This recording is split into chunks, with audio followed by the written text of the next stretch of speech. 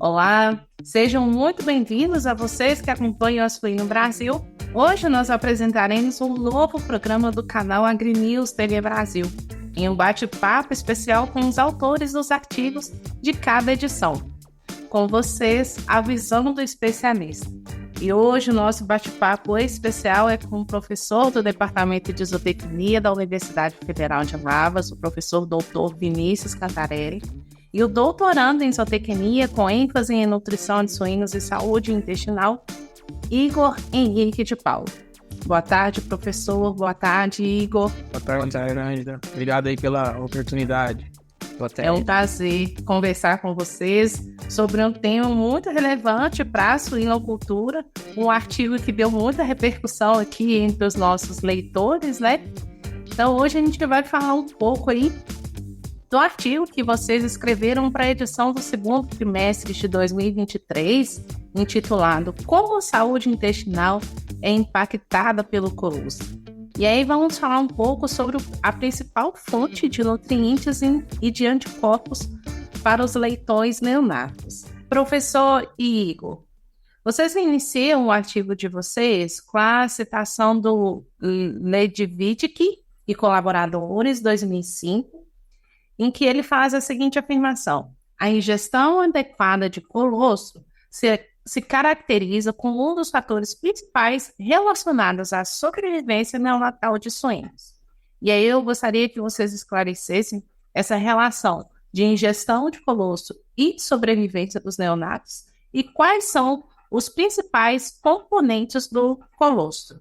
Perfeito, Cândida. Novamente, queria te agradecer pela oportunidade de ter esse bate-papo aqui sobre um tema que é tão importante, né, tão relevante para a suinocultura, que é falar sobre a colostragem.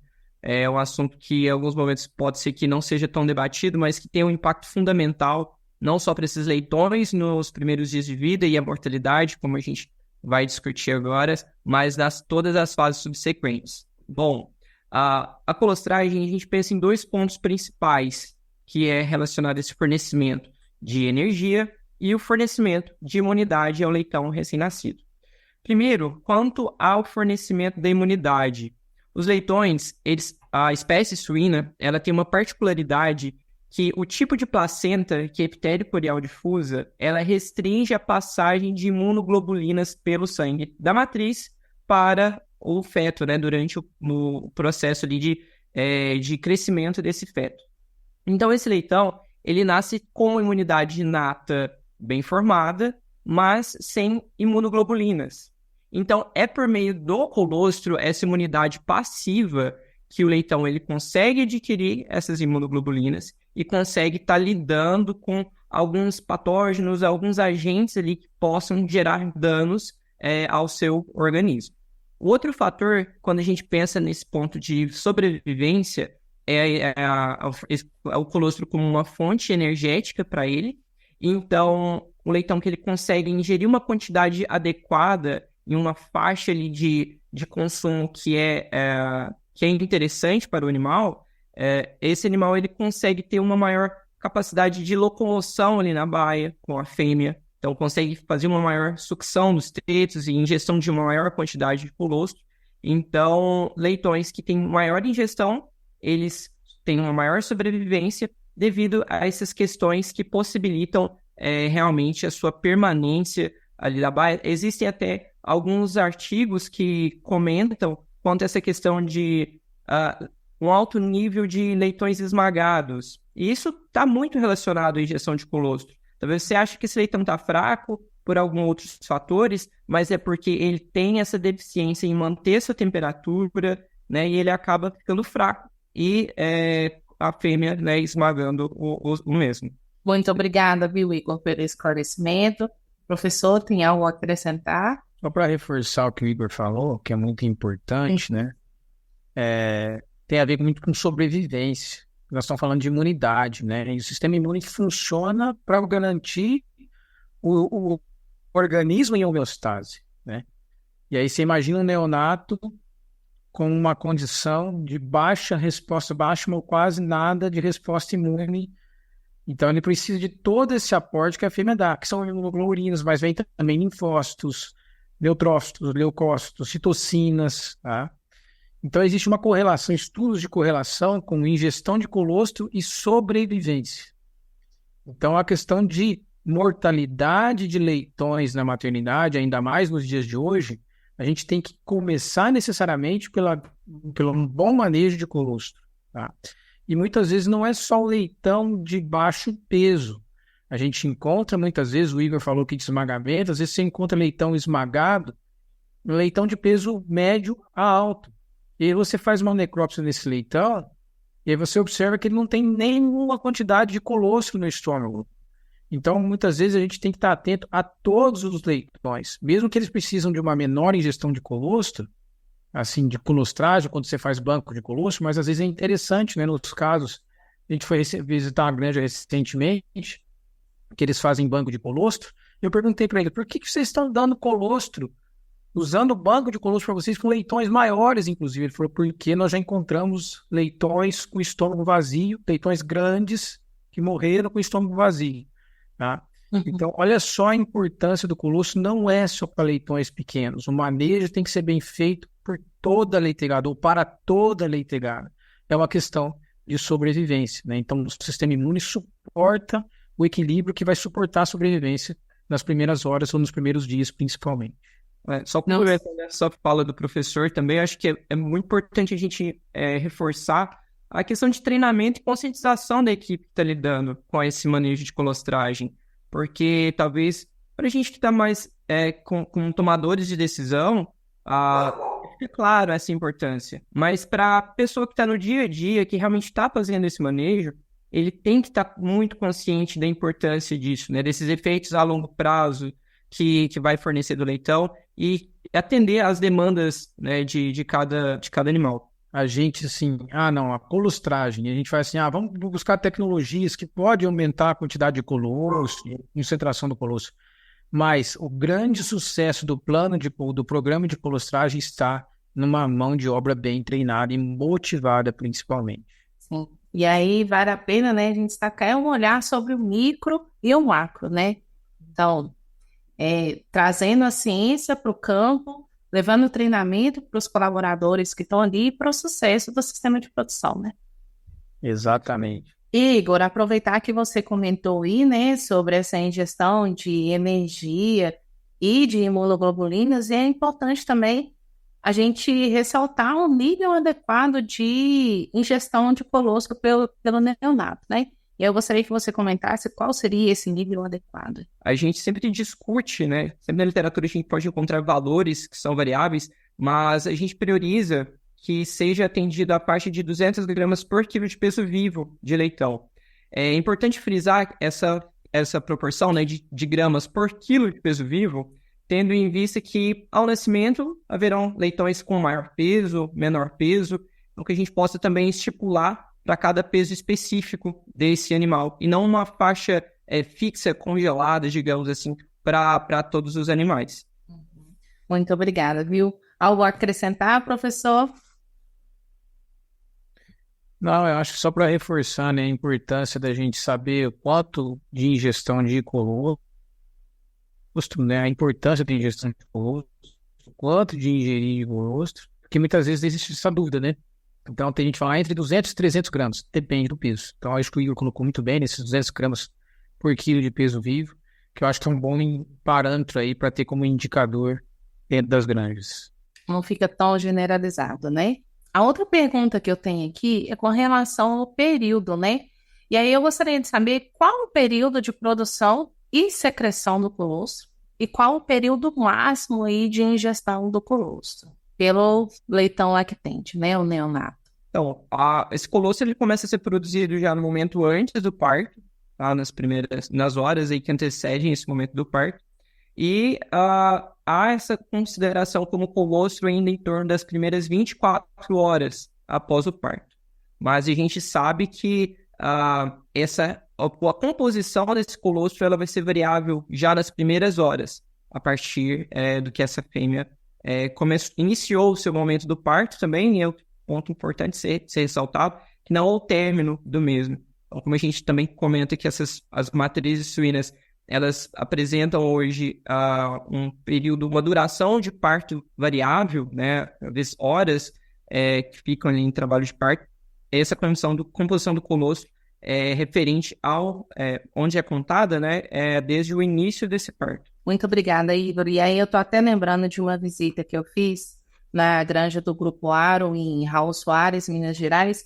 E aí é sempre importante a gente ressaltar, né, o olhar atento do manejador que está ali, para acompanhar tanto o parto da porca, quanto tempo que está durando aquela porca, o número de leitões, tamanho de leitões, para garantir que todos aí consumam o colostro nessas primeiras 24 horas, né? E aí, agora, só pegando um gancho no que a gente já está discutindo aqui sobre esse período máximo aí de injeção de colostro, que o Igor já esclareceu, né, nas primeiras 24 horas de vida ali. E aí eu gostaria que vocês esclarecessem o que são as gut closure. Cândida, excelente pergunta em relação ao gut closure, que é um termo que a gente não tem ouvido falar. Quando a gente ouve falar hoje sobre permeabilidade intestinal, porque tem a ver com permeabilidade intestinal, nós estamos atentos a evitar a disfunção de barreira intestinal, né? Seja qualquer fase, principalmente nas fases de neonato e pós-desmame, né, que é uma fase crítica, que a gente evita o evento que a gente chama de leaky gut, que seria o intestino vazado. Sim. Por que eu estou comentando sobre isso? Porque depois do nascimento do leitão, ao nascimento do leitão, ele tem uma certa permeabilidade intestinal. O intestino é impermeável, ele é vazado, mas com um objetivo de translocar nos espaços paracelulares, né, principalmente, moléculas que têm que ser absorvidas de forma intacta, principalmente as imunoglobulinas. Sim. E horas depois, né, não é assim, nas 24 horas, isso vai acontecendo aos poucos, principalmente após as 6 horas, há um grande fenômeno de fechamento dessas células. Os espaços entre os enterócitos começam a se fechar, para garantir o que o indivíduo vai precisar nas fases posteriores, que é a função, permitir a função da barreira intestinal. Mas, logo no começo, é necessário que esse intestino esteja vazado, né? E que depois tem que ocorrer esse evento do gut closure, que é o fechamento dele, para que outros compostos que não bem-vindos, vamos dizer assim, né? Outros antígenos ou outros compostos não sejam absorvidos. Aí sejam absorvidos pela via intracelular, tá? Os nutrientes, por exemplo, a glicose, aminoácidos, ácidos graxos, vitaminas e minerais, que aí tem a via normal, tá? Então, isso é um evento que acontece, acho que na grande maioria dos mamíferos, de modo geral, tá? Alguns de uma forma um pouco diferente, uma dinâmica um pouco diferente, mas no caso de leitões na espécie suína, como o Igor disse muito bem, né? A importância do colostro ela é essencial, é fundamental para a vida do indivíduo, de sobrevivência, né? Então, esse evento é passageiro. Ele nasce com o intestino aberto, vamos dizer assim, e depois acontece o que eu estou tentando colocar aqui, né? O gut closure, que é o fechamento da permeabilidade intestinal, para garantir nas fases posteriores uma boa permeabilidade intestinal e, consequentemente, saúde intestinal, né? E aí já entra a função de barreira, que a gente vai falar um pouco mais adiante, né? Exatamente. Então, professor, aproveitando que que o senhor já está explanando aí sobre saúde intestinal, né? E a saúde intestinal, ela se baseia em um tripé entre a função de barreira intestinal, resposta imune e microbioma. Como esses fatores podem aí ser impactados pela ingestão de colostro? É um tema que a gente tem discutido bastante aqui dentro da nossa linha de pesquisa, que é a saúde intestinal. É um tema que tem alta na suinocultura. A gente pegar um manejo com uma colostragem, ele tem sim um impacto muito importante nesse tripé, como você bem ressaltou, Cândida. Só reforçando, né, esse tripé é composto por microbioma, a resposta imune e a função de barreira intestinal. Como a gente começou a conversa, a gente tem efeitos que são imediatos dessa ingestão de colostro, que é a mortalidade, né, onde a gente já explicou sobre esse ponto. mas pensando na permanência desses animais até o momento do abate, né, durante todas as fases de pós-desmame, como o professor estava comentando agora há pouco, né, em crescimento e terminação, questões como essas de saúde intestinal, elas são fundamentais para que ter essa capacidade de impactar com índice com medicação, né, remoção, mortalidade também nesses animais. Então, a ingestão desse colostro em um nível adequado, naquela faixa que a gente estava comentando, ela possibilita que, pensando no microbioma, um perfil de micro-organismos que seja interessante, micro-organismos que sejam benéficos, né, que gerem um quadro de eubiose, seja implementado a esses animais. Então, pode estar relacionado a esses fatores como a redução de um nível de diarreia, questões atreladas ao sistema imune, pelas particularidades da espécie, como o professor também abordou aqui na pergunta anterior, a capacidade de permeabilidade e também essa imunidade de mucosa, que é tão interessante e discutida também para a espécie suína, ou a questão relacionada à barreira intestinal. Então, possibilitar que os enterócitos eles consigam fazer esses mecanismos de digestão e absorção dos nutrientes, né, dos componentes que esse animal vai estar alimentando, mas também restringindo o que não é interessante a ser absorvido, como, por exemplo, os próprios patógenos ou as toxinas. Então, essa injeção de colostro é importante realmente frisar, pontuar essa questão de que ela não está relacionada apenas ao leitão ali nos primeiros dias, na primeira semana de vida, mas nas fases subsequentes. Então, leitões que têm uma ingestão de colostro adequada, eles garantem uma saúde intestinal já nos primeiros dias, mas também nas fases seguintes, né, e gerando, então, uma maior lucratividade a quem está inserido na cadeia de produção. Muito obrigada, viu, Igor? Professor, quer acrescentar algum ponto? Sim, acho que o Igor comentou muito bem, mas é importante a gente ressaltar o porquê desse tripé. É algo que a gente, dentro da linha de pesquisa, a gente escolheu como áreas para a gente se aprofundar, e elas estão totalmente interligadas uma à outra, né? O sistema imune impacta a função de barreira intestinal, que irá impactar a microbiota intestinal, e vice-versa. A microbiota intestinal impacta a função de barreira, que impacta o sistema imune, então isso é bem interessante. E quando a gente pensa em colostro, muitos pensam só na imunidade, que é importante também, claro, né? Mas também é importante para a função de barreira intestinal, que também é importante para a microbiota. Então, por exemplo, esses dias nós estávamos numa reunião técnica nossa aqui, estudando sobre a relação da microbiota intestinal da fêmea e a sua relação com a microbiota da glândula mamária. Como que tem essa correlação, né? Como é que a gente chamou? Via enteromamária. Via enteromamária. Então, como é que acontece isso? Não só no colostro, mas no leite também. Tá? Então, vale a pena você investir na saúde intestinal da fêmea, porque a microbiota do leitão, logo nas primeiras horas de vida, ela pode ser afetada pela composição do colostro e do leite, e de micro-organismos que estão ali. Então, se você cuida da saúde intestinal da fêmea, você naturalmente está cuidando do processo de colonização do neonato logo nas primeiras horas de vida, né? Então, é algo bem interessante para a gente colocar uma lupa. Então, assim, só reforçando, não é só sistema imune, é microbiota e a função de barreira intestinal tão importante para esse neonato, principalmente para ele enfrentar o próximo desafio dele após o nascimento, que é o desmame. São vários fatores, né, agindo aí nesse tripé, né?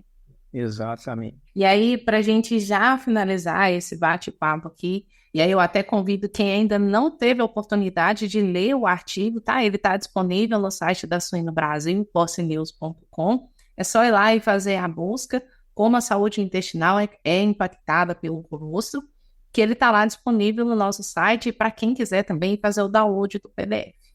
E aí, para finalizar, professor Vinícius, eu gostaria que o senhor comentasse aí sobre a sua linha de pesquisa, né, que é o ASE, e qual a importância de aprofundar os estudos na área de saúde intestinal, pensando aí na sustentabilidade da suinocultura brasileira. Excelente, Cândida. Então, a nossa linha de pesquisa, né, que eu lidero, mas é composta aí por membros de graduação, pós-graduação e outros colegas que colaboram com a linha de pesquisa, né? Falo que o trabalho em equipe ele é essencial, porque numa área como essa, saúde intestinal, ela envolve uma série de outras áreas do conhecimento e que nos limita, né? Então, por exemplo, a minha formação é nutrição, me envolvi com a questão de saúde e sanidade mais recentemente, né?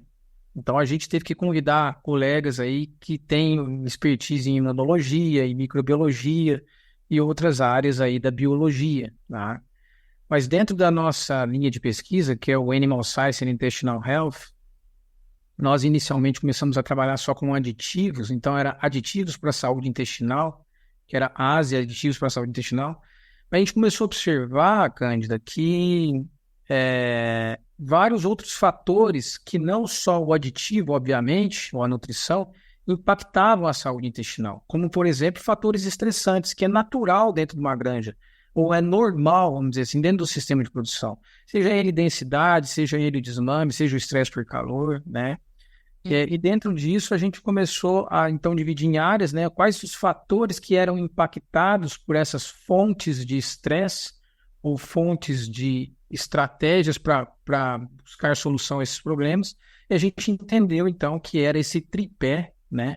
Ou essa tríade, microbiota, função de barreira e resposta imune. Então, nós temos três grupos de estudos dentro da linha de pesquisa, cada um que traz informação, que nos fomenta informação e que geramos discussões, tá?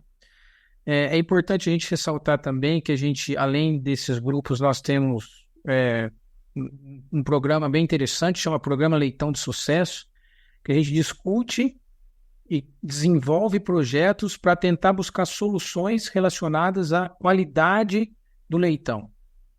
Como que a gente pode chegar a um leitão de sucesso? Então, todos os membros da equipe se juntam e a gente passa por modelos de workshop para discutir demandas, para discutir causas desses problemas que estão relacionados ao sucesso do leitão. Depois apresentamos propostas de projetos, discutimos sobre os projetos. Esses projetos, então, são validados internamente, vão para o campo e quando temos as respostas, entendemos o que realmente pode ser viável para a gente aplicar em condição de campo, né? A exemplo disso, a gente teve alguns estudos sobre o que a gente chama de desmame estratégico segregado, bem interessante, que a gente está para, inclusive, fazer algumas comunicações aí, pode ser uma via interessante da gente apresentar aí na Suíno Brasil, e a gente fez alguns estudos aqui em granjas no Brasil, fizemos também nos Estados Unidos, e acreditamos ser um modelo interessante, né? Então, além de gerar informações, né, ou trazer atualizações para a cadeia produtiva em relação aos conhecimentos e à ciência envolvendo a saúde intestinal, a gente também quer apresentar resultados nossos, né? Então, a gente entende que essa linha de pesquisa é bem importante. Hoje, quando se fala em saúde intestinal, não é importante só para a suinocultura, né? É importante para todas as áreas, inclusive para nós humanos, né? Exatamente. Depois de 2010, o sequenciamento aí de DNA do microbioma facilitou e teve um boom, um efeito exponencial na ciência relacionada a essa área e que nos trouxe à luz aí de muitos entendimentos, né? Então, hoje, tudo que você fala está envolvendo microbiota. Então, nutrição passa pela microbiota, sanidade passa pela microbiota, manejo, principalmente, passa pela microbiota.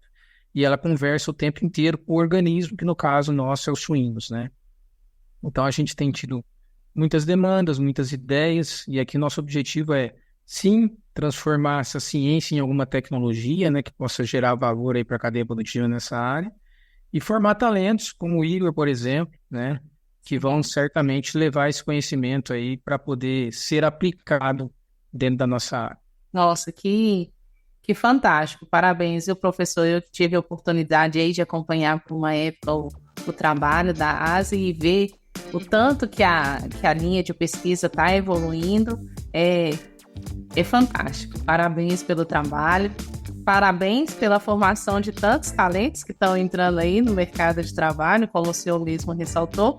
E gostaria de agradecer mais uma vez aqui, em nome do Grupo de Comunicação AgriNews, pela valiosa contribuição de vocês aí para a edição da Suíno Brasil e espero encontrá-los em breve aí para bater mais um papo sobre temas relevantes para o setor. Contem com a gente. Muito obrigado pela oportunidade novamente.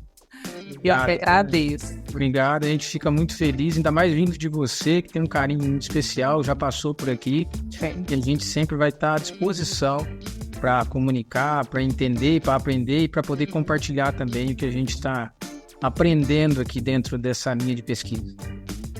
Certo, muito obrigada, viu, pessoal? Igor, sucesso na sua jornada, professor. Desejo também muito sucesso aí na trajetória do ASE e nos vemos em breve, pessoal. Obrigado. Obrigado. Tchau, tchau. Tchau, tchau.